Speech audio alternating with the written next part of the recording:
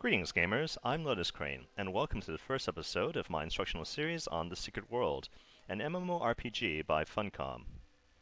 I'm going to assume that most of you watching this video are at least somewhat familiar, if not with The Secret World, then with MMORPGs in general, and we'll be skipping ahead to some fairly advanced topics. I'm going to go ahead and open my challenge journal.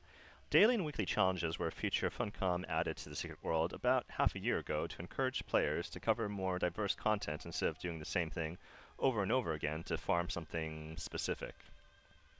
The main reason one would do daily challenges, as many as possible, is to obtain marks of the Pantheon, which is the in-game currency used to upgrade your equipment to endgame levels. So, for example, if you want to take your weapons, talismans, which replace armor in this game, and glyphs from 1.4 to 1.9, or if you want to upgrade your Aegis controllers from 1.9 to 2.0 and up beyond, you would want as many marks of the Pantheon as possible, which entails doing as many daily and weekly challenges as possible. For daily challenges, there's always going to be one related to missions, two related to dungeons, one related to scenarios, which I've already done but will be doing again for the following tutorial, and one PvP challenge. Personally, my least favorite type, but I do them anyway because, well, it's just that important to get marks at Pantheon. Alright, so you'll notice that today's daily scenario challenge is for nightmare scenarios at the silver level or better. So there are three, well, technically four, but that first one really doesn't count. I mean, you'll notice that the menu default goes to normal. It ignores novice altogether. Novice might be intended for players who really should not be doing scenarios at all. I'm not sure what the point is, but Funcom decided to add it in, but we're just going to ignore it. So, normal, elite, and nightmare. Of each of these difficulty levels, the strength of the monsters, meaning their health, defense, and attack, scale up. But that's not the only thing that determines how difficult a scenario is going to be. Also, group size. If you do duo or group, then more monsters will spawn, often at the same time and at different locations. But correspondingly, the loot that drops is also better. But then you have to divide that better loot among more people, so some people attempt to actually do group content, if not by themselves, then with only one or two friends instead of a full group of five. I understand the economic reasoning behind that. I typically don't bother, though. I don't want things to be that frustrating. I play games to relax, not to stress myself out. Alright, so for today's tutorial and challenge, I'm going to go ahead and pick Castle Nightmare Solo. Now, one of the reasons why I prefer running my Nightmare scenarios solo, even though I do my normal and elite scenarios as group settings, if that's what the daily challenge is that it's really difficult to find enough people who know what they're doing to successfully even complete a Nightmare group scenario, let alone get a silver or better on it. So I've just become comfortable doing it on my own. And so to run a scenario by yourself, whether it's Nightmare or even Elite or Normal, or missions in general, you'll want what we call a solo survival build. As the name seems to suggest, it means to survive by yourself. So it's a pretty balanced build of some health and defense, mostly attack, and also some self-healing abilities. The self-healing will be provided, in this case, by Leashing Frenzy, which places a leash effect, meaning when I attack I will heal myself, and I'll be running off of my builder and two consumer abilities. So this is, as you can see, something of a modified tank build. I do know some people run off of modified DPS builds, including occasionally pistol shotgun, in which case, instead of using Leeching Frenzy, which requires the Frenzy attack subtype, you would probably run either Advantage Me, which heals you when you critically hit, or you would run Immortal Spirit, which heals you when you have a penetrating hit. For this build to work, of course, you would want at least some healing provided by your talismans, in this case the Coney Island Band, though really any minor or major healing talisman will work, and a little bit of health and defensive stats, in this case Ascendant's Medal, which, when you have enough black bullion, you can purchase from this gentleman. Actually, is it a gentleman or a lady? A little indistinct. Maybe a lady? I'm going to say a lady. You can purchase Ascendant's Medal from that lady there for 450 black bullion, which is more efficient than buying a comparable item from Faction HQ, because if you buy the comparable item from Faction HQ, it's 300 for the base item plus 200 for the upgrade, whereas this starts at 10.1 for 450, so you get to save yourself 50 black bullion by doing it that way. Okay, what else do we need to get started? Some healing items. So this gentleman here is the Rogue Coder. You can purchase a first aid kit and turret, which I already have, as well as some codes which take the place of potions. I'm going to buy one more stack of leeching because I'm not sure 6 will be enough. Okay, without further ado, let's get inside. Initiating world simulation. Initiating reality simulation. Stand by. That lady really does have a rather pleasant voice. It's unfortunate that most of the news she gives you is bad news, but, well, you can't have it all. I could probably load this a little faster if I had a better computer. I'm running a machine. It's not top of the line. I guess it was close to top of the line 3 or 4 years ago, and now it's not obsolete. I'll upgrade when I get a chance. This introductory video lasts about 2 minutes. I'm going to press escape and skip ahead because you can just watch that from someone else's video on YouTube if you really want to. Alright, these descending hexagons of light indicate spawn positions for both one survivor and one monster at the beginning of the scenario. It's good to take note of where all of them are, especially the ones that people frequently forget and will forget about until a few minutes in. Like this right here is occasionally spawn location. So there's 18 survivors on the map, but there's something like 30 potential spawn locations to be concerned about. Alright. I did not find a supply crate which contains explosive, entangling, freezing mines. Usually I manage to do that before the scenario starts proper, but oh, I think I actually saw the end of upstairs southern side, but I'll go for it later.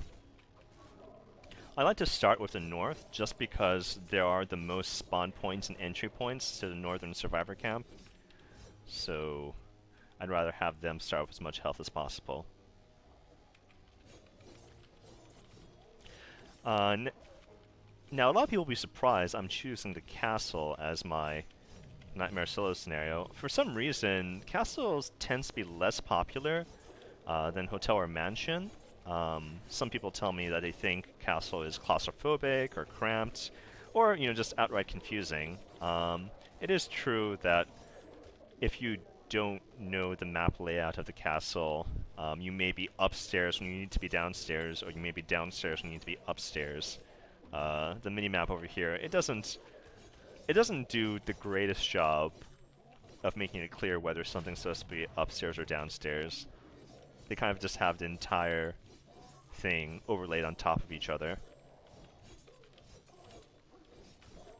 But personally, I'm a fan of the castle just because it's the most compact layout, so it's the shortest point-to-point running distance between the 3 survivor camps, which is upstairs north, downstairs west, and downstairs south.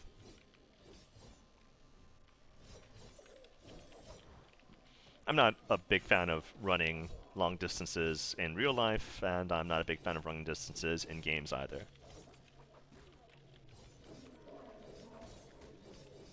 Not that I'm totally out of shape, but I'm more of a fast twitch, short-term agility and strength kind of person. Not so great for long-distance cardio.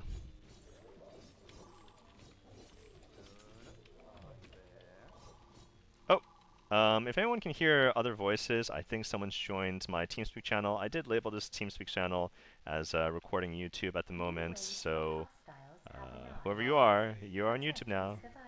It's okay, I do this Twitch streamy thingy. Well, if you're recording right now, I'm not going to ask you a question because that's going to be all about in business. But I do have something to told you guys later. Can you speak up a bit? It's a little difficult to hear you over the sound of the monsters I'm killing.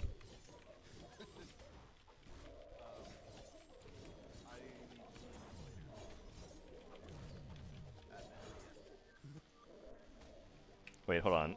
Alright, I'm gonna have to alt-tab out and adjust some of my sound settings, perhaps.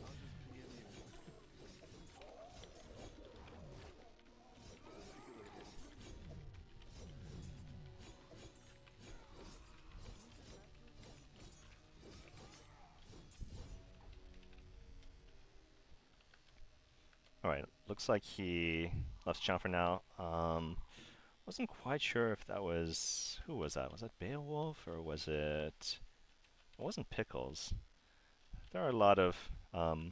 So I'm a member of a cabal called Draconian Bastards. Well, my main character, LotusCrane, is.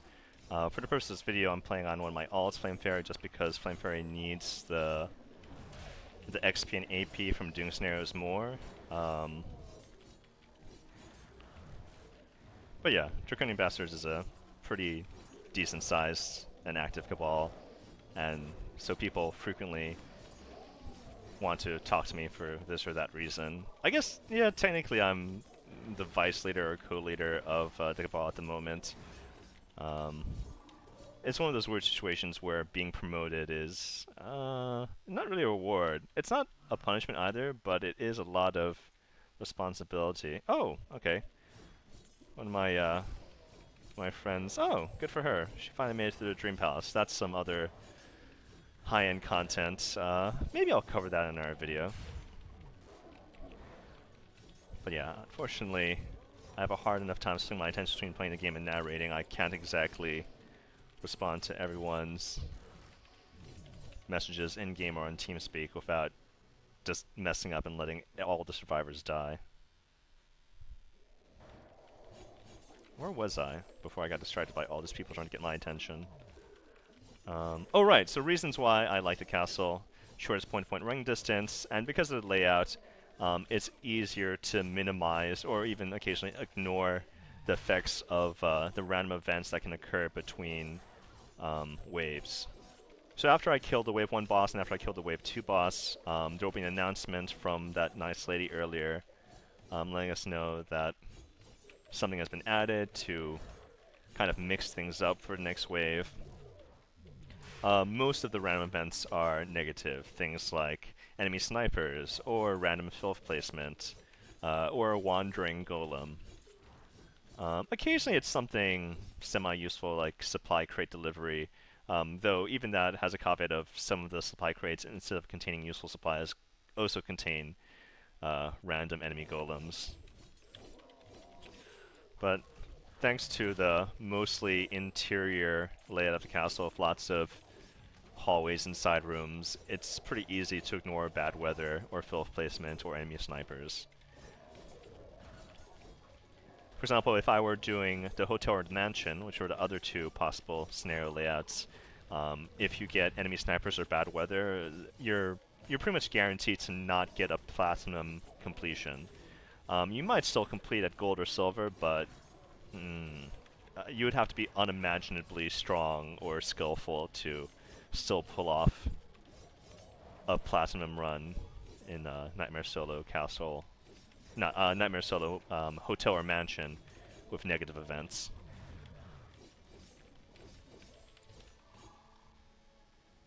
Did I ever pick up the... Wow. I actually don't even have the mines yet.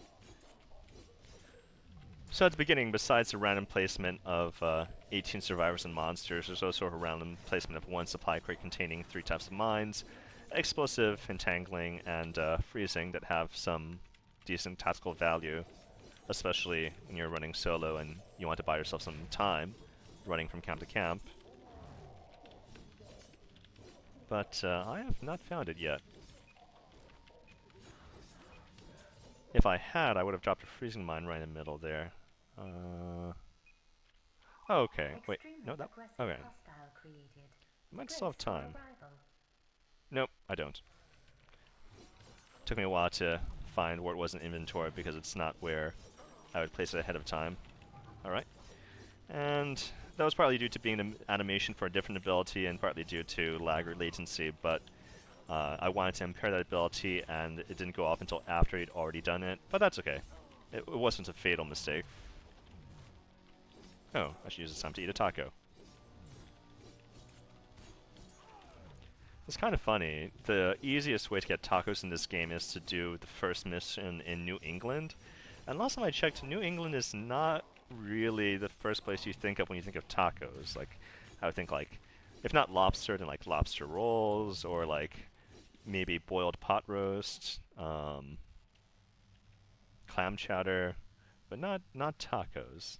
It's a little weird that the main place to get tacos in this game is in New England. Funcom should have done a little bit more research about American culinary traditions. Okay, so Slide Protocol. So the crates have arrived, and surprise, surprise, there was an enemy golem inside of that one. Okay, before anything else appears, let's put the explosive, entangling, freezing mines in a place where I'll remember them, and go ahead and deploy one here. This is a potential spawn location, and interlude's over. New waves of hostiles have arrived. Alright, so that position, the middle of the south, means they're coming from upstairs. Once you memorize the spawn locations and the pathing from that spawn location to the nearest survivor camp, it's pretty easy to intercept enemies midway, as opposed to waiting until they get closer to survivors, which is really good because, like that guy that just exploded there, the filth infected, the puddle they leave behind, before it dissipates, it'll do almost half of a survivor's health bar, so really it only takes 2 of those to kill survivors and make you drop from platinum to gold or from gold to silver, so it's always best to intercept the enemies as close to their spawn locations as possible. There's really no point in waiting for them to get closer to the survivors. Okay, alright. I saw a supply crate on the left, but I'm going to go back for it later. Technically, I could have had time to tag it, except if it had contained a random enemy golem, then I would have been aggroed and unable to reactivate sprint, and then I would have taken way too long to rescue these survivors, so I didn't want to take that chance. So as you can see, no one's healing me, and I'm not using any active healing abilities, but having that Leeching Frenzy passive is enough to keep me up. Alright, I'm going to drop a Freezing Mine. That means that it's going right to the west camp.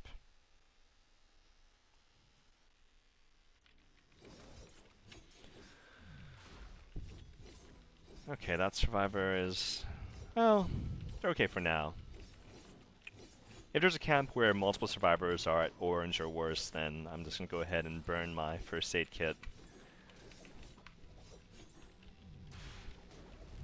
You can only carry 1 first aid kit at a time, unfortunately. Otherwise, well, I suppose scenarios would become trivially easy if you could just bring as many first aid kits as you wanted to. I'll take a moment to deploy this. And go back to sprint mode. I'm not entirely sure why deploying a mine knocks you out of sprint mode. Oh no, that's not good at all.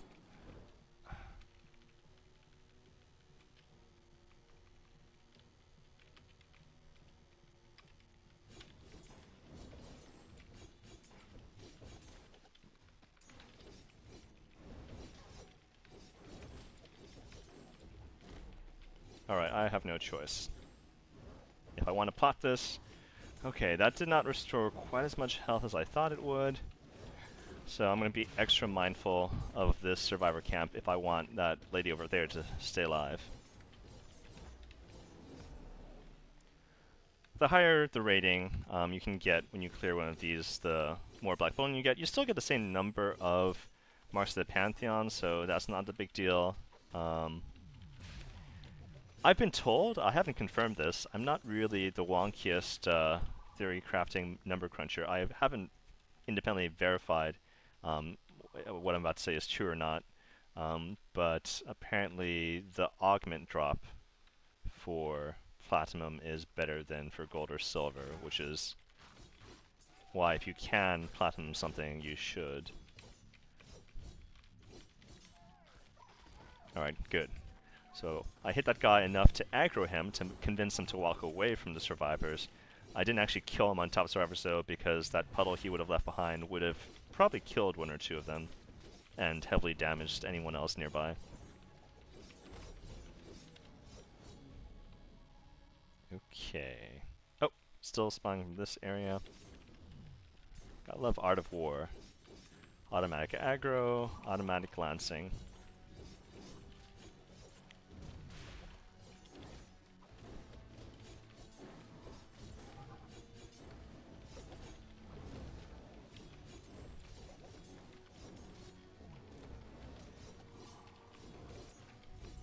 What?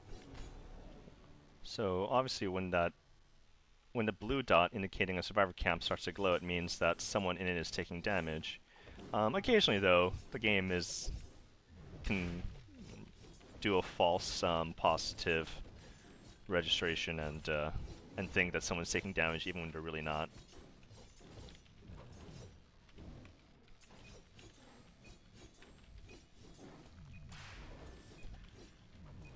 Oh yeah, it's probably more exciting if I tilt the camera that way, but it's easier for me to see things from a 3/4 perspective than directly behind. Alright, so this boss is a werewolf. There are 2 possible werewolf bosses. Okay, this is the easier one. You saw that it was trying to use an ability called Howl before I impaired it. This version of the werewolf boss, when he uses Howl, he summons a little pet wolf that will do column AoE. Oh, I missed it. Wow. I was so distracted trying to talk that I actually let one go through. So yeah, that's what it summons. It summons that little wolf doing dash calm AoE attacks that one should avoid. And it actually persists for seconds even after the boss himself has died. The other version of the werewolf boss that you might get, instead of Howl to summon a pet, will have an Enrage or Frenzy ability called, is it Lumbering Rage or Lumbering Frenzy? I think it's it's one or the other, Lumbering Rage or Lumbering Frenzy, which will make that boss temporarily invulnerable, as well as I don't know, quadrupling its attack power. It's basically a one-hit kill, maybe a 2-hit kill if you have a lot of hit points, but oh, okay. Well, it looks like the theme for this wave is also werewolves. That being said, though, the final boss will not be the other werewolf. The final boss is just no matter what the normal monsters for the wave are, the final boss of the castle is always going to be either the Paduri, which is a giant tree monster, a troll, or a vampire mage. The boss of the first or second wave, though, are dependent on what the normal enemy type is. And actually, as far as I know, if you're on track to get the platinum completion for a scenario, then the final boss is always the Paduri, the tree monster. They only give you the troll or the vampire mage if you've screwed up and you're already down to 17 or fewer survivors.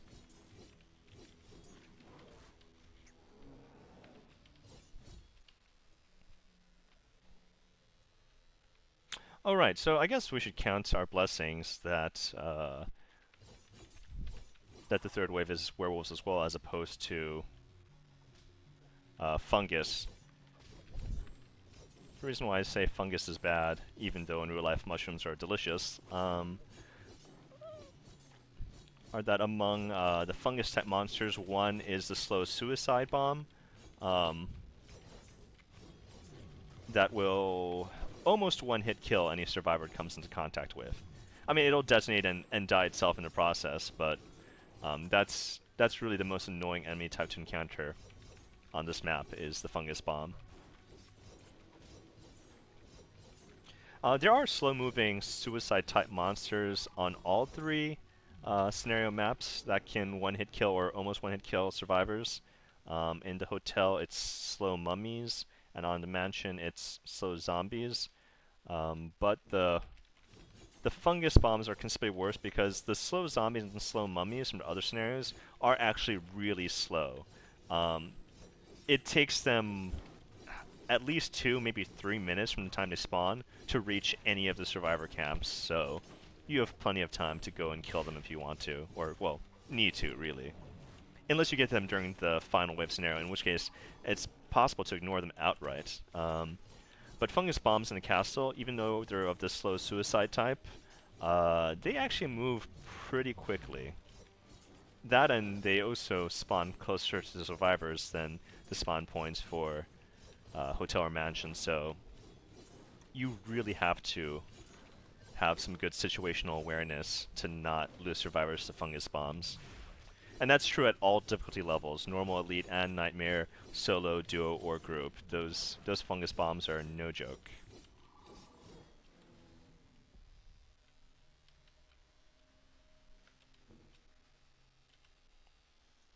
Alright. Due to a little bit of lag, fell out of sprint mode for a moment, but it's okay. Only a minute and a half to go, unless there's some kind of massive overrun spawn at the north side that go after that one lady who was so low I had to heal her. This looks like it will turn out to be a platinum run, which is good because I wanted to show all of you that in fact it is possible to not just complete Nightmare Castle solo. It's possible to platinum it. Platinum, cinnamon, aluminum. I don't know. Some words are difficult to say. Actually, truthfully, if you audience members haven't quite figured it out yet, I do have a slight speech impediment. When I was younger, it was a lot worse, but thankfully I went to a pretty decent public school district, and I was given free speech therapy from like 1st to 3rd grade, so they corrected most of my issues and improved my general elocution, but once in a while, especially when my attention is split or I'm tired or otherwise distracted, it comes through that I don't pronounce certain things quite the way they should be pronounced, but, well, I can live with it, so I hope you guys can live with it.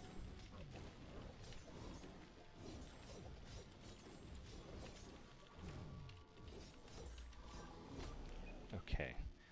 Oh, this is another reason why I love the castle. The boss always spawns in the middle, so you can always freeze them. Because freezing mines do not work on bosses after they've already spawned in, but they do work if they land on them like as they're spawning. They don't actually become invulnerable to mines until about a second after they're on the map, so. Oh, so the thing about the Paduri that a lot of people don't understand, the Paduri is invincible while near the orbs. Well, technically, so the 4 orbs that spawn with Paduri, they do slightly different things. One is healing it, one is putting up an unbreakable barrier. So collectively, they make the Paduri invincible. And the orbs themselves are also invulnerable until they are split off from Paduri. But you don't actually need to work with somebody to pull off the orbs and kill them separately. If you have any kind of hindering or impair effects, which I do, I kind of went redundantly overkill there. I used Art of War, and then I also used Helter Skelter. And beyond that, I also run Close Quarters as my elite passive. Really, any one of those would have done the job, but I use all 3. The point is, if you do use hinders and impairs, then you can root the orbs in place here, and they won't follow the tree out. And then it's pretty simple to just kill it. Stand by for scoreboard. Okay, so let's see. Nice little message from Arturo. And let's see. Well, technically it's over, but I'm just going to quickly run through, make sure I didn't miss a little loot. Sometimes during the initial part of the scenario, when you have all those mobs chasing you because you want to attack them as quickly as possible, sometimes a loot bag gets left behind. Oh, let's see. Supply crate. No, that's not useful. What else? Nope, nothing here.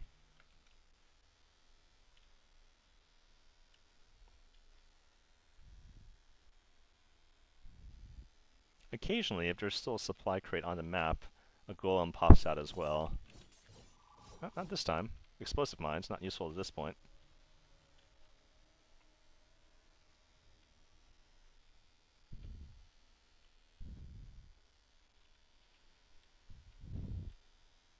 Alright, apparently not. Exit scenario.